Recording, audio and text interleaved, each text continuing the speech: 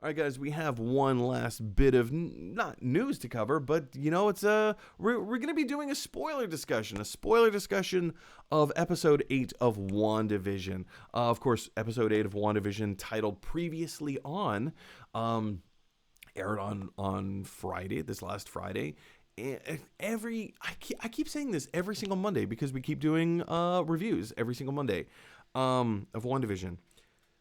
These episodes just keep getting better and better and better and better. And just like the Mission Impossible franchise, I keep waiting to be let down because, at some point, they're not going to be as good. But so far, they have yet to disappoint. So this upcoming Friday is our last episode of WandaVision. I'm getting a little teary-eyed for it because I just want more. I want more. But in this particular episode 8, it starts off. So last week's episode, and when I say last week, I mean episode 7. At the very end, of course, all of our conjecture had been confirmed that Agnes was indeed Agatha Harkness, Agatha Harkness, like that whole thing, right? With the brooch and like even down to the Halloween witch costume. And, just being in on the know, like we figured, right? So, of course, that got confirmed in episode 7. Episode 8 kicks off with a little bit of Agatha's past. And the Yo Magic commercial, remember from episode 7, was that animated, kind of like cartoonish commercial where the shark pops up and he's like, hey man, you need Yo Magic. And of course, like the person who's like supposed to eat the yogurt, they just withered away. Well, of course, now we know that was a direct Agatha Harkness reference, where she is visually sucking the energy away from the other witches. I think there was this idea that when all the other witches think, okay, we need to destroy Agatha, we need to kill, including Agatha's mother. Agatha seems that she, instead of reversing the power and pushing out the power to kill the other witches, I think she was absorbing their energy. She was sucking the life out of them. Which of course was, referenced in the Yo Magic fake yogurt animated commercial, right? What else? Then, there's more of a conversation where Agatha, Agatha has this conversation with Wanda towards the beginning, and she's like, you're a witch. You're using magical witchy powers, right? How are you doing this? And of course, Wanda had no idea what she was talking about. She just kind of did stuff. And so of course, Agatha takes us on this journey of like, no. I, Agatha, need to understand, which is also very clever because we, the audience, also need to understand, right? So we go on this whole journey. Why sitcoms? Well, we get an answer to that. Wanda's family is all about the sitcoms. Like they enjoy American television sitcoms. And so they've just kind of been playing the greatest hits. And so that's where, of course, all of Wanda's stuff comes. In Avengers Age of Ultron, we hear of this story. Why Wanda and her brother Pietro hate Tony Stark so much. And of course, like there's this big civil war that breaks out in Sokovia, and one of Tony Stark's missiles comes into their house, and they're just, for 2 days, they're waiting for this bomb to go off. Now, in this flashback, or rather kind of like trip down memory lane through Wanda's memory, come to find out she had latent powers.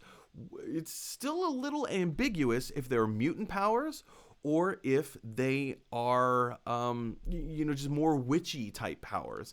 The episode kind of plays it as though she's a witch because, of course, the episode ends with Agatha having this realization that Wanda is like not like the chosen one, but like the Scarlet Witch is a mantle that if you are like an omega level powerful, I'm going to use the word mutant, but like if you have that level of power, then you become the Scarlet Witch.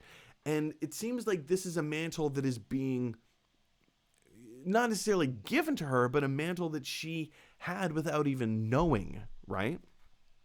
So she's the Scarlet Witch, through Agnes's stroll in Wanda's memory lane.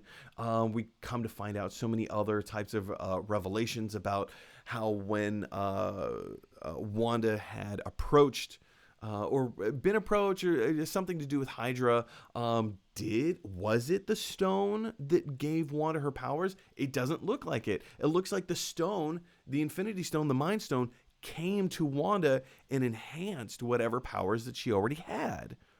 Okay, cool. Later in another flashback, we come to learn that this whole time we thought that Wanda had kidnapped the corpse of Vision. Come to find out, that's not true.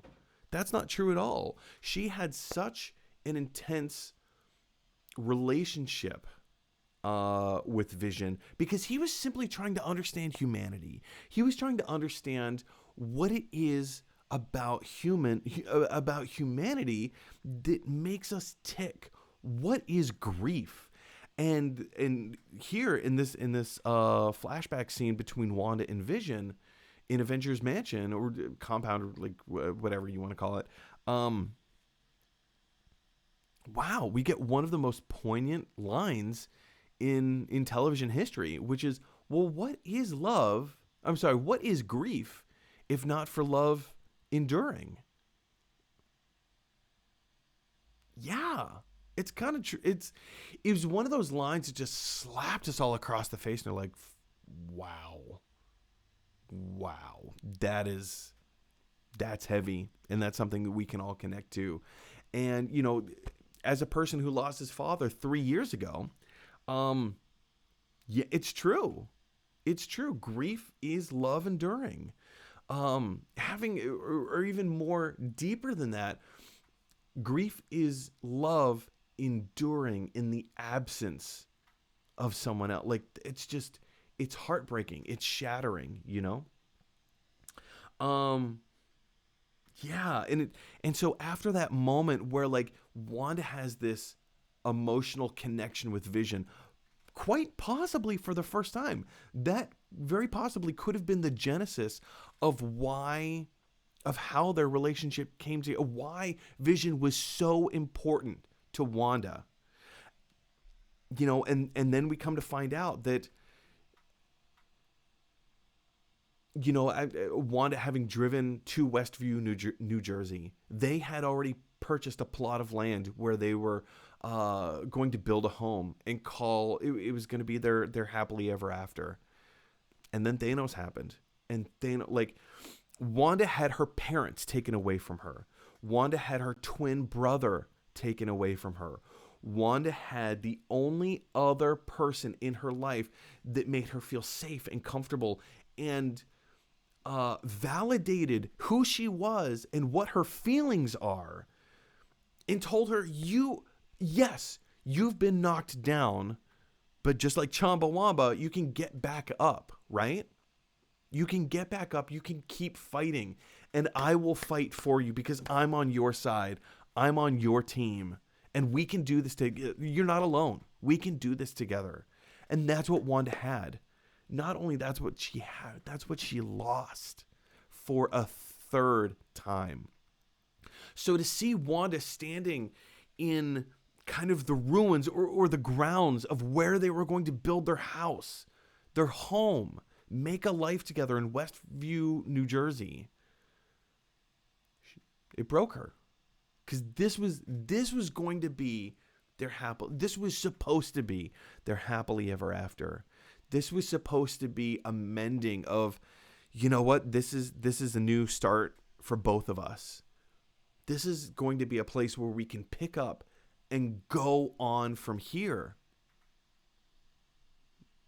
And it wasn't. As I'm talking about it, I'm just like I'm getting a little emotional about it, because I'm only feeling a fraction of what Wanda must have felt in that moment. And she just couldn't take it anymore. And with a burst of emphatical energy and just grief and sadness and heartache and anger. She manifested Vision. Not only did she manifest Vision back into existence, but she manifested this whole dreamscape reality where she could live out her fantasies in an American sitcom from decade to decade. And every day was a new decade. Every day was a new chapter. And every day was, from her perspective, positive and safe.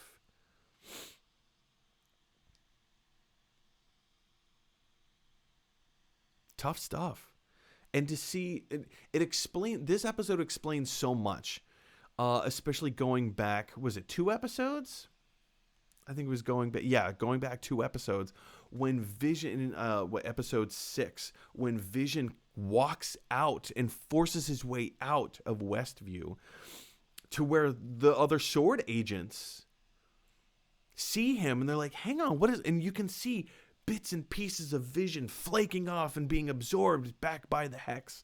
He is bound to the Hex because his reality can only be maintained within the Hex.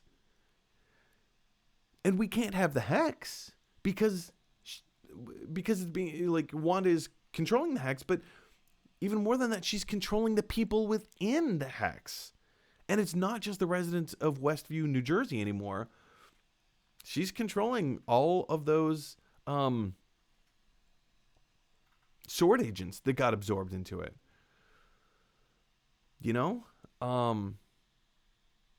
So, and then, of course, at the end of episode 8, at the very end, we get that post-credit scene where Sword has reassembled Vision, and they just can't seem to, like, get him going again. Well, do you remember there was that drone that they sent in a few episodes prior, and Wanda comes out and throws it at everybody, and it's just being covered in all this kind of, like, red hexy magic, right?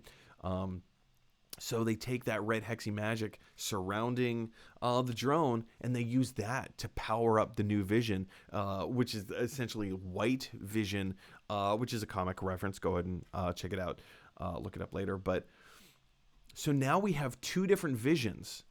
One, probably, most likely, like the White Vision, most likely doesn't have the same personality as the Vision that we've known and loved ever since Avengers Age of Ultron. And then we have the other Vision, the conjured Vision, the fake reality Vision, who is, his existence is tied to the Hex, and we can't have the Hex. Without the Hex, we're not going to have Vision. And with Agatha Harkness kind of like finding a way to exist in the Hex without being controlled by Wanda, things are going to get heavy, you guys. Things are going to get ridiculously heavy. It's not going to end well for Wanda. It is not going to end well for Wanda. In fact, as this episode 8 was progressing and going through, and there was that scene where, young Wanda back in Sokovia, there was the missile and it already killed their parents, and they're waiting for the bomb to go off, and it says Stark Industries on the side, and she reaches out and she stops the bomb from exploding without realizing it.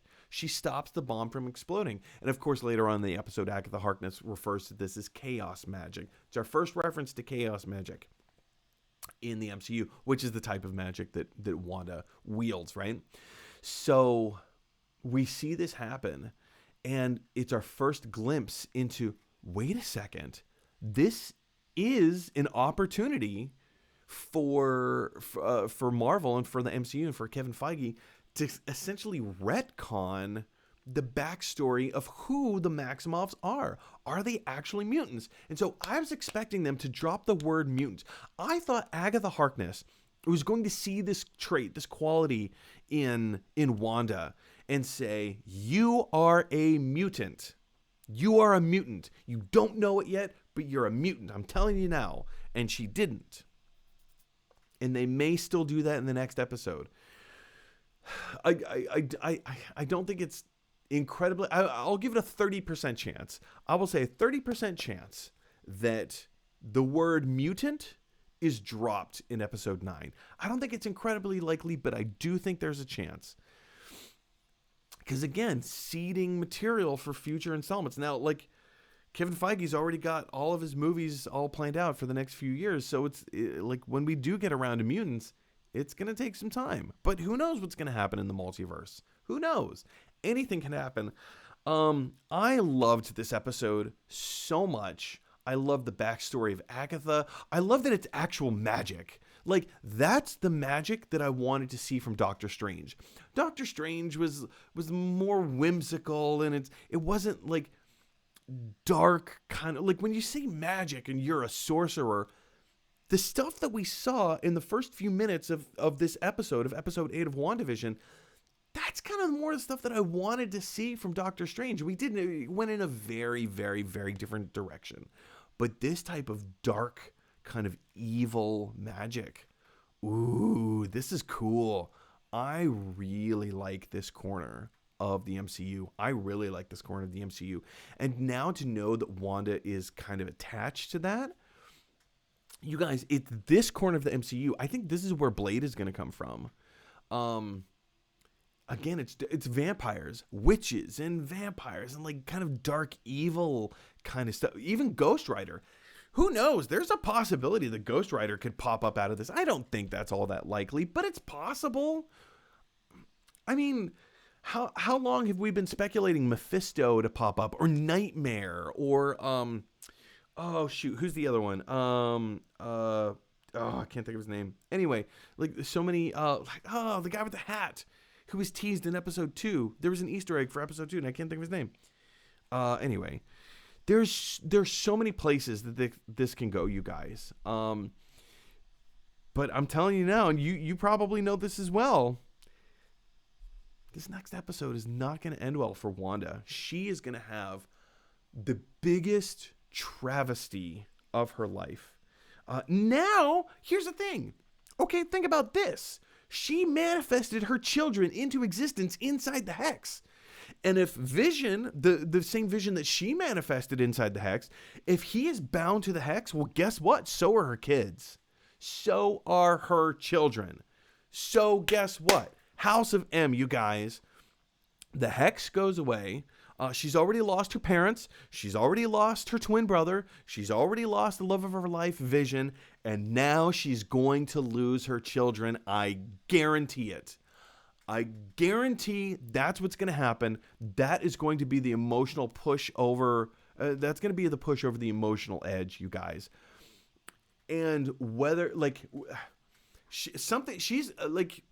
House of M, you guys, they've been teasing this. They've been building this up. We know it's loosely connected. So at the end of this season, at the end of the next episode, she is going to utter some kind of phrase akin to "No More Mutants." And if you're familiar with the House of M comic storyline, "No More Mutants" being said by Wanda Maximoff is the pinnacle event of that storyline. So even though mutants don't exist in this version of the MCU, something is going to pop out of her mouth. Something akin to that. Whether it's no more humans.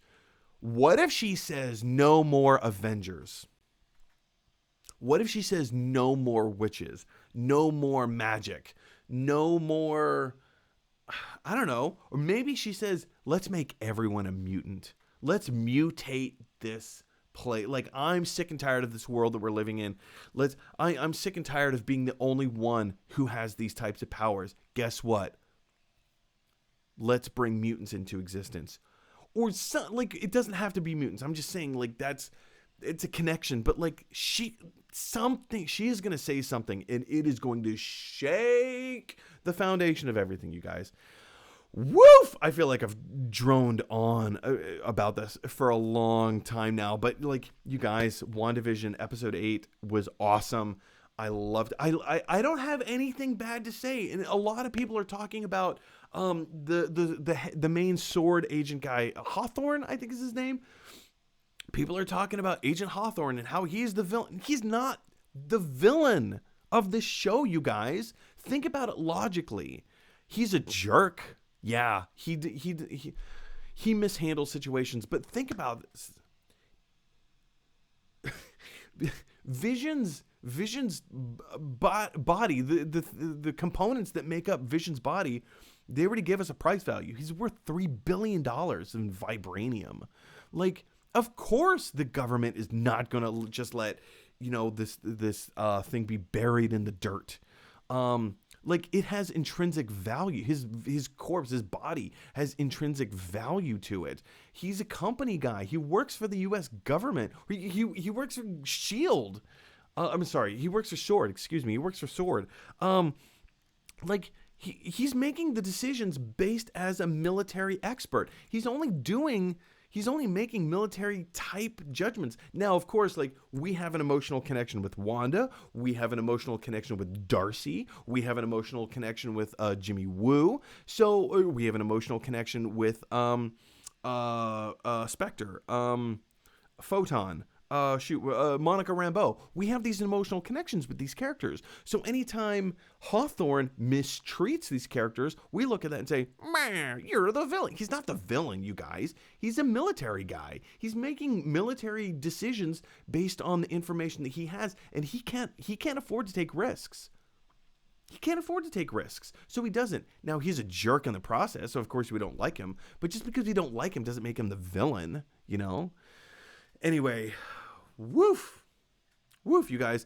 I mean, I could probably drone. I want to have more conversations. I want to hear from you guys. What are your thoughts and theories? What is going to happen in the next episode, episode 9, the last episode of WandaVision? What did you think of episode 8? What did you think of all the episodes that came before? This has been an incredible ride, an incredible journey, you guys. And I'm so excited to see this to the end. I can't wait to see what they have in store. What is Wanda going to say? How is this battle? Like, is there going to be a battle between Wanda and Agatha Harkness? I mean, probably. Agatha still has her children kind of kept somewhere. I mean, last we saw she had some purple leashes around their necks. This is going to be an exciting finale, you guys. I'm on pins and needles for it. But what do you think? I'm interested in hearing your thoughts. Jump on down to the comment section below and let me know what those are. Hey everyone, thanks for watching. If you like this video, click like. If you really like this video, click subscribe. And if you really, really like this video, click share. Because that is exactly what the golden idol from Raiders of the Lost Ark would want you to do. Whoosh, whoosh.